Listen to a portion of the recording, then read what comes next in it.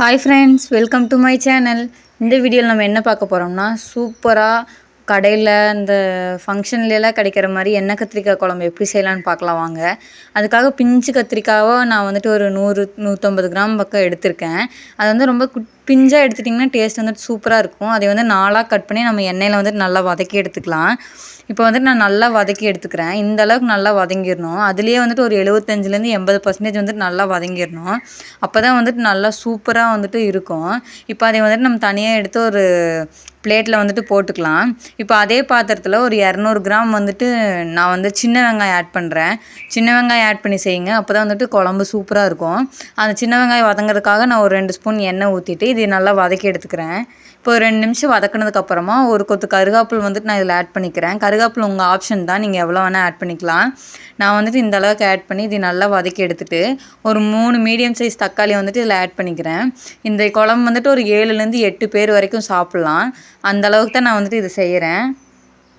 இப்போ அது கூடவே ஒரு 3 பல் பூண்டை ஆட் பண்ணிக்கோங்க. ஆட் பண்ணி இதை நல்லா வதக்கி எடுத்துக்கோங்க. தக்காளி வெங்காயம்லாம் நல்லா வதங்கி வரணும்.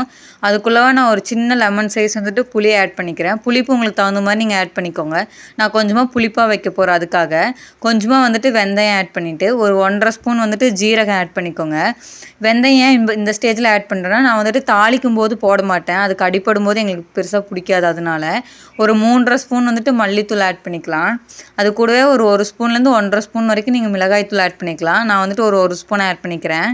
உங்கள் காரத்துக்கு தகுந்த மாதிரி நீங்கள் ஆட் பண்ணிக்கோங்க. ஒரு 1/2 ஸ்பூன் வந்துட்டு மஞ்சத்தூள் ஆட் பண்ணி இது நல்லா வந்துட்டு சிம்மில் வச்சு வதக்குங்க. இல்லைனா மசாலா கருகிடும், அப்புறம் வேஸ்ட்டாக போயிடும். இது நல்லா வதங்கினதுக்கப்புறமா இது ஆறுனதுக்கப்புறம் ஒரு 1/2 மூடி தேங்காய் வந்துட்டு நான் துருவி எடுத்திருக்கேன்.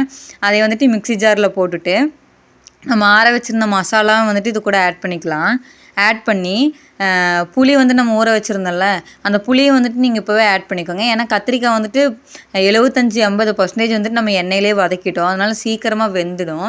எல்லா காய்க்கும் அந்த மாதிரி செஞ்சிடாதீங்க. கத்திரிக்காய், வெண்டைக்காய் அந்த மாதிரி காய்களுக்கு மட்டும் ஆட் பண்ணுங்கள். மற்ற காயெல்லாம் புளி போட்டிங்கன்னா வேகாது. அதனால் பார்த்து சேர்த்துக்கோங்க. இப்போ புளி வந்துட்டு ஆட் பண்ணிவிட்டு இப்போ வந்து மசாலாவை நம்ம வந்துட்டு அரைச்சி எடுத்துக்கலாம். இந்த அளவுக்கு மசாலாவை வந்து அரைச்சி எடுத்துக்கோங்க. இப்போ ஒரு வடை சட்டி வச்சு அதில் வந்துட்டு நல்லெண்ணெய் கொஞ்சம் நிறையா வந்துட்டு ஊற்றிக்கோங்க. நல்லெண்ணெயில் செஞ்சிங்கன்னா டேஸ்ட் வந்துட்டு நல்லாயிருக்கும். கொஞ்சமாக கடுகு உளுந்தம் பருப்பு போட்டுட்டு இந்த ஸ்டேஜில் நீங்கள் வெந்தயம் வேணும்னா போட்டுக்கோங்க. நான் வந்துட்டு அதுக்கு அடிப்பட்டால் பிடிக்காது எங்களுக்கு, அதனால் நான் வந்துட்டு பெருசாக போடல. பூண்டு வேணுனாலும் நீங்கள் ஆட் பண்ணிக்கோங்க. நான் வந்துட்டு வதக்கும் போதே போட்டங்காட்டி இந்த ஸ்டேஜில் நான் சின்ன வெங்காயம் கருகாப்பில் மட்டும்தான் போட்டு வதக்கிக்கிறேன். இது வதங்கினதுக்கப்புறமா நம்ம அரைச்சி வச்சிருந்த மசாலாவை ஆட் பண்ணி ஒரு 2 நிமிஷத்துக்கு வந்துட்டு அந்த எண்ணெயிலே வந்துட்டு அந்த மசாலா வந்துட்டு வதக்குங்க. அப்போ வந்துட்டு கடைசியில் வந்துட்டு அந்த எண்ணெய் பிரிஞ்சு வரும்போது அந்த குழம்பு பார்க்குறக்கு அழகாகவும் இருக்கும், டேஸ்ட்டு வந்துட்டு சூப்பராக இருக்கும். அதுக்காக தான் இப்போ ஒரு 2 நிமிஷம் வதக்கிட்டு நம்ம எடுத்து வச்சிருந்த கத்திரிக்காயும் இது கூட சேர்த்து ஒரு 2 நிமிஷம் மறுபடியும் வந்துட்டு வதக்கிக்கோங்க.